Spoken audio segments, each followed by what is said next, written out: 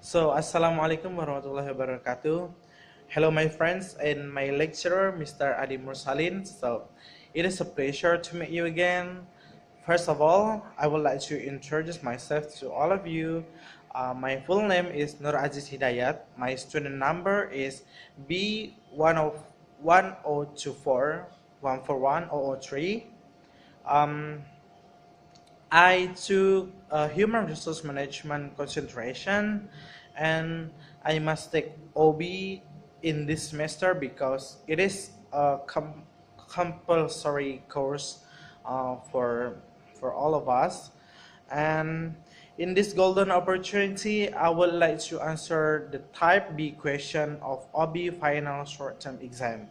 So please listen to my answer, and I please all of you to give comments of my answer by giving the opinion and the score. So let me begin now. The first question is about uh, what department do I take? I took Human Resource Management department, and why should I study OB? Because OB draws heavily from behavior and social science. So, and in the most important is from psychology. It studies the interrelation between an individual and an organization on the individual, interpersonal, group, and also organization. And OB also applies the knowledge gained about individuals, group, and the effect of structure on behavior in order to make organization work more effectively. It is concerned with the study of what people do in an organization and how that behavior affect the performance of the organization. So there's increasing agreement as to the components of OB, but it's still considerable debate as the relative importance of each motivation, leader behavior, and power, and also interpersonal communication, group structure and process, learning, attitude development and perception, change process, conflict, work design, work stress. It is also important because it focuses on the areas of, for example, OB is a way of thinking. OB is multidisciplinary. Uh, there's a distinctly humanistic orientation with OB. The field of OB is performance oriented, and the external environment is seen as having significant impact on OB. We have studied all of this in the classroom. So the contribution disciplines on the OB field organization behavior is an applied behavioral science that is built upon contribution from a number of behavior disciplines. The predominant areas are psychology, sociology, social psychology, anthropology, and political science. So OB is not only like how do we interact within organization. And the book I use to study OB, there are three. The first one is Organizational Theory by Mary Jo Hatch. This book is a bit less ambitious in its scope compared uh, to the book we use for the presentation, but it managed to give a voice to more recent and less orthodox approaches to organizational research. Namely, the postmodern perspective. Even if you are a hardcore scientific manager, it is good to recognize that the notions of power, culture, and structure to have a different meaning when you look more from a constructive angle. This book is really good.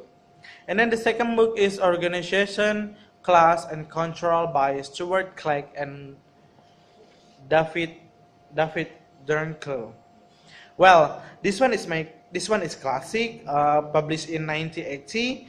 It is still consists of one of the more in-depth analysis of the psychological perspective in organizational science, presenting classical concept in organization behavior, their organizational system, uh, contingencies, actions, rationality.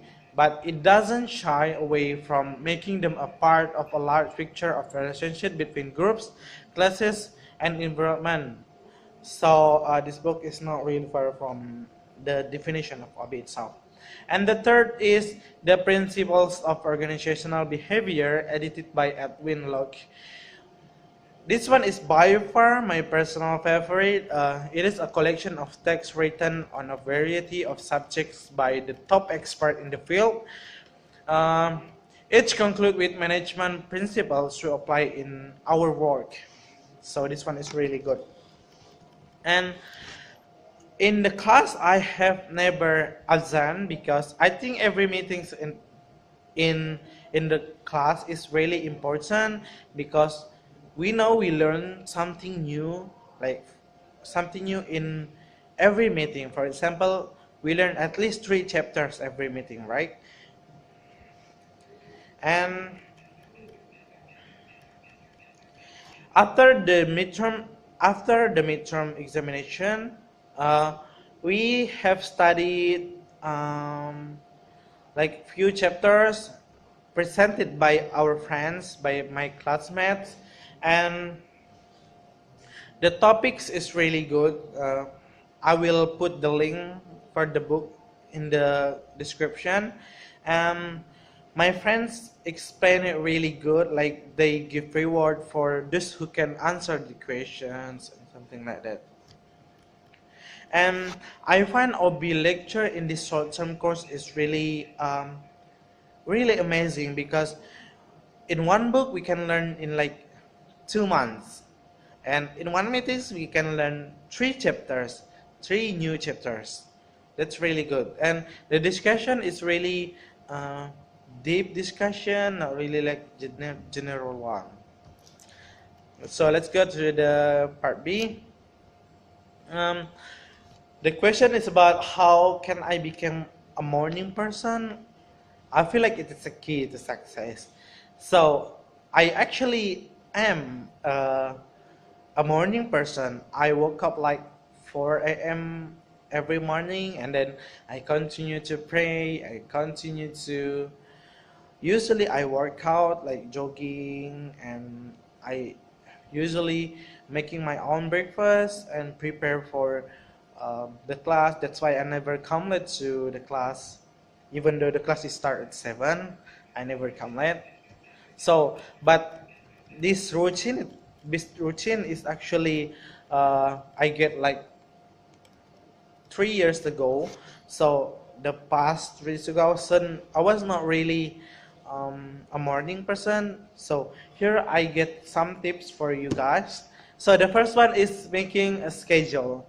I know what you're thinking because I thought the same thing. I cannot possibly get up earlier because I have zero willpower. That what I was thinking. But it turns out morning people are not using willpower to rise and shine. They are using habits. I am using habits. Habits eliminate the need for self-control, whereas by Gretchen Rubin in her book, Better Than Before. This one is really good. Yeah. So, in the book, explain that habits make change possible by freeing us from decision making. In other words, early risers don't think about getting up. They just do it. I just do it. I don't think like, I want to get up at 4 tomorrow. I just do it. Like, yeah, that's really effective. Because this one I get from a friend. My friend said that this idea, my friend wake up at 4:30 and continue to work out, and then I was asked him like, what is your secret to wake up at 4:30? And then he just said what? He said, it is not a question, I just do it. So don't ask yourself, just do it to wake up at 4 or 4:30 or something like that. So to establish this new habit, I followed the advice of Jeff Seders, a productivity coach and author of the book called The 5 a.m. Miracle, The Minute Your Day Before Breakfast. Uh, he suggests creating a nightly schedule. After all, the most effective way to wake up early is to go bed early, right? Because we will get enough sleep, like maybe 8 hours or 7 hours. So Sanders in this book is using stop time is, for example, 8 p.m. when he turns all technology. So when it is 8 a.m., he turns all technology, the television, the gadget, the laptop, and everything, and start preparing for bed. Since I wasn't trying to wake up at 5 a.m., I designated 9:30 p.m. as mine. So I entered my new routine into my calendar and set alarm on my phone to pop up at each enrichment. So this alarm is, alarm is also important when you want to wake up earlier. For example, you make a routine in every night. For example, 9:30 you start getting ready for bed. 10 p.m. you get in bed. Like maybe 10 to 10:30 you read book or study or something in the bed, and then 10:30 turns the light, and then 6:30 you wake up after 8 hours of sleep. That's really good. And then the verdict here is giving myself a bedtime was surprisingly tough. I don't think I have had one since age 10, I think. And man, I didn't had it. Like I like to have 8 hours of sleep, and then I wake up at 4. I like it. I never had it. Um, I really like following a schedule. The alarm helped me remember to get ready for bed when I would otherwise continue watching TV or messing around online. So the alarm is not only at 5 a.m. but also I set on at 10 p.m. So at 10 p.m. I set my alarm reminds me to sleep. However, I am now a 21-year-old living in Pontianak. So a few nights, maybe per week, I go to have coffee with my friends. So sometimes I ignore the alarm. Maybe I come back at home like 11 something, but I try to get at least 8 hours of sleep. And then the the second tips for me is wake up to natural sunlight, because it's really good for you. Like when you see the sunlight, you have a motivation to wake up now, like to wake up, not procrastinated again. And then my third tip is stop hitting snooze button. You got the alarm is sneezing, like the ringing, don't snooze it, because you will get up like 3 hours later. Just wake up at that time, okay? And then what to do when you already wake up? Me personally, I like to work out, like doing push up or maybe set up or something like that, and then do something positive and productive, like study for the subject I want to learn today, or maybe making breakfast for my family, and yeah, something like that. And we go to the next, that is the ABC behavior. The ABC of behavior is the most basic tenet of behavior analysis is to view behaviors as a function of person and their environment. This one is related to the morning person. That is, something happens to precede behavior, like the antecedent, which is an effect causes of influences the behavior, resulting in consequences, the C. We cannot change a person, but we can influence the way they behave by shaping the environment they function within. The models can be tied back to my time experience and an environmental trigger like the water crisis was accompanied by social norms of the time around saving water in Pontianak. So my sons were highly attuned to this, and my motivation to comply was high. I thought I was incredibly conscientious the amount of the water I was using. However, the real game changer was the arrival of the egg time in the past. Um, this tool forced me to see how long I actually took when I was in the shower. And applying the model to my situation of behavior change. So once this tool was placed in the correct context, I observed a dramatic change in my water conserving habits. So clearly, I was ready for action. The A. According to the stages of change model, what is more, internationalization of this behavior has resulted, and behavior change has been maintained across the substantial period of time. So, looking at basic behavior analysis, or the IBC of my behavior, the tool was the antecedent, the consequences was that I felt better about having a short-term shower and saving water. Let's dwell if you like. So the result was that I adjusted my behavior to shower in less time and quite rapidly. Quite rapidly too. And then about the ABC analysis, it's already explained by our friend in the classroom. It's not really, the A is antecedent, B is behavior, and C is consequences. Three of these items is related to each other. And we go to the fourth question is, what is the greatest communication challenge for leaders? So, in my opinion, the greatest communication challenge for leaders is lack of proper concept of handling people with disabilities. For example, there is a person who is deaf in a company. Maybe it has become the challenge for the leaders to communicate with this person. And then it could be also a lack of direct contact with clients and giving them time to express their grievance. And then lack of eye contact with clients. So client is,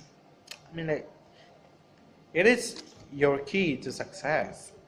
And then what is behavioral finance? What does it tell you? So behavioral finance is a relatively new field that seeks to combine behavioral and cognitive psychological theory with conventional economics and finance to provide explanation for why people make irrational financial decisions. And go to the next question is, what are the four different personalities? So I will make it like an essay. So as a retailers or marketers, we deal with many different personality types on a daily basis, right? Of course, each customer is unique, but there's a universal agreement that there are four basic personality types. They are the main customer personalities specific to the retail environment. The first one is the director. As the name implies, this personality is generally associated with demanding people. They are take charge types. They want what they want and they want it. You got it? And they want it now. Like, yeah, they're the director. In extreme cases, they can be intimidating now. And directors are generally not into small talk. They want the facts in order to make a decision as quickly as possible. If you try to get in the way of their goal, they will plow through you, and the expression goes to like techno prisoners. something like that. They don't care about anyone's interest other than their own, like they are so selfish, something like that I can say. Their goals are very clear. They want the best possible product at the lowest possible price, delivered when they want it. Because they're the director. And then how to deal with this director kind of customer. Um, First is eliminate as much small talks as possible. Lay out the facts. Give your reason why they should purchase something and make it brief and to the point, because they don't have time for that. And generally, these personality types have high self-esteem, almost to the point of being obnoxious about it. One of the most valuable tools you can use here is to compliment their direct style and decisiveness. The one thing you never want to do is to tell this personality type they are wrong and they are not listening to you. Don't say this to your customer. And then the second one is the analytical personality. This type usually have professions that require accuracy and analysis. This will include jobs such as accountants, engineers, or maybe scientists, whereby they conduct research and analyze all the possibilities before making a decision. What motivates this type of personality when they come into a retail store to buy? Facts, details, product descriptions, consumer report information. They want data because they're the analytical personality customer. So how to deal with this analytical kind of customer? Give them facts and data. That's the point. That's all. I mean, like, yeah, that's all. Giving them all the data. And also, do not make statement unless you can back it up with pertinent information. Like, you make statement like, this product is really good, sir, but you don't have the data. Don't do that. That's a tip for me. And then the third is the relator. Yes, it's the relator or belonging personality type. The relator or belonging personality type has a strong need to feel part of a group. I like to use the my test on this personality type. This means when a customer refers to my accountant, my doctor, my garage, my electrician, my lawyer, my store, your store becomes part of their network. These people are usually 3 calls away from getting anything they want. They always know someone who knows someone who knows someone. Like they got, they got links, bro. The classic example of these 3 degrees of separation. And how to deal with this relator or belonging kind of customer. So the reason we refer to the relator shopper as a belonging type is because they take an ownership position in anything they do. The easiest way to do this personality type is to simply ask them, what is your opinion of this product, and do you think we should carry it? Like, you ask them the question, not they ask you a question. And go to the fourth, last personality type is the socializer. Socializer are exactly as the name implies. They are outgoing, loves to talk, and loves to make new friends. And this kind of customer wants to build a relationship with people who work in the store. This kind of personality places likability as one of the most important buying criteria. So how to deal with this socializer? The most important thing is to remember is that it is not all about the merchandise, it is about the relationship. Always, the first thing you are selling is yourself. Remember that. You are giving merchandise away, but the socializer won't care if they don't like it. Use compliments liberally. Do whatever you do, you have to do to remember the names of these people. Like they want to they want to connect with the people. So how to get the loyalty of this kind of customer is to remember the names. That's the first one. And maybe you can continue by remember their personality, like where they live or where they study or something like that. And about the equation is, do attitudes determine behavior and continued? So I think attitudes are said to influence our behavior, right? But many times it may not be true. There are arguments on both sides. Some people say that our attitudes determine our behavior. It is also true, right?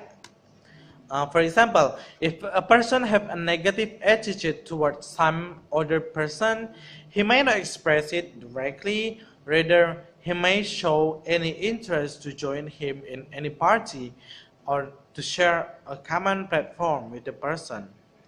Like when you don't like the person, you might directly like, bro, I don't like you, like not something like that. But for example, when they invite you to a party, you might not want to join them, right? And on the other hand, there are opinions which state that there is no valid proof to believe about the influence of attitude on behavior. An important contribution to the study of behavioral prediction from attitude has been made by Martin in 1975. He agrees that there is no good reason to believe that an overall measure of attitude toward an object will necessarily predict a specific behavior.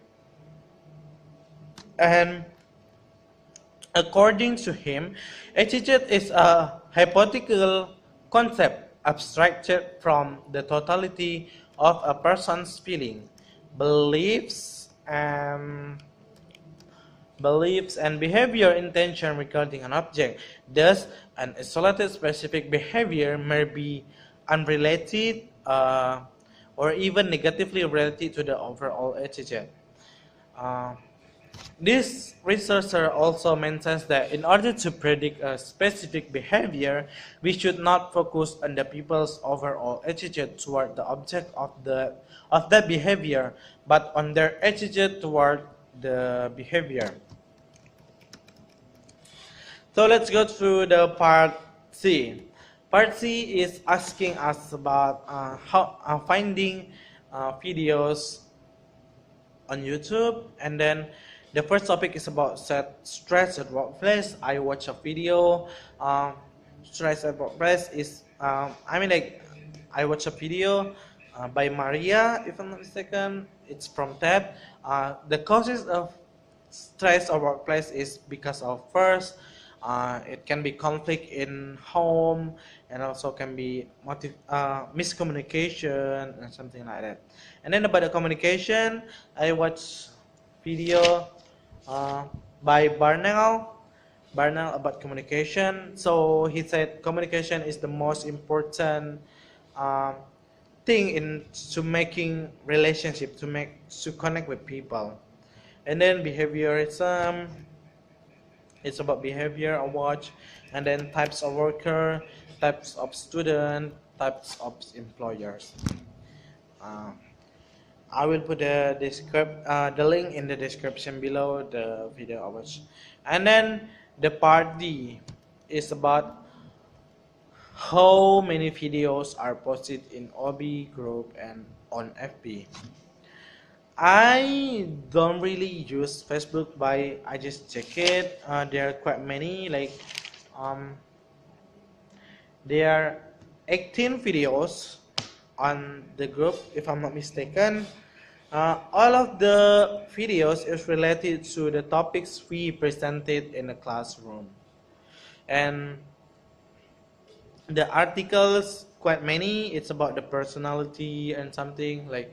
Uh, there's also article about how to interact with lecture. The overall thing is that we must do something good when we interact with a lecturer. How many questions did you see on OB group on WA? There are four, if not mistaken, and I have answered all of the questions on voice record on WhatsApp group. I'm sorry if I'm not really active on uh, WhatsApp group because I don't really have time to open my WhatsApp. Like, this short semester is really hectic for me. Like, we study at 7:30 until 5:30, or sometimes we study until 10, and then I haven't make the assignment. Also, I have to work. I actually a freelancer, so I also have to work like to make living, to get something to eat, something like that. And the last question is asking us to open links and answer the question. There are three links and describe the results of your answer. The first link from Quiblo. So the result is I am a personalities, but I am a mix of the personalities, but I am more of the type A. So what is the type A? So I am more competitive person than a relaxed person, but it is good to just sit back and listen to music every once in a while. So I am more too competitive, but I also enjoy to listen to music when I have free time.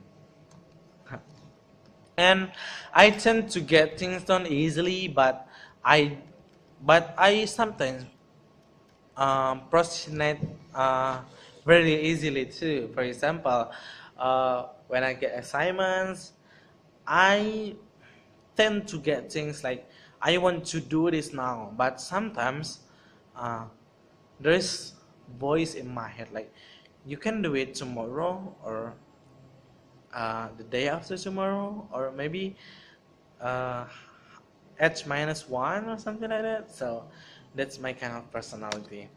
And the second is from Psychological Today. So I am a mixed attribution style when it comes to success. Sometimes I interpret my success as a result of my skill. I do this all the time.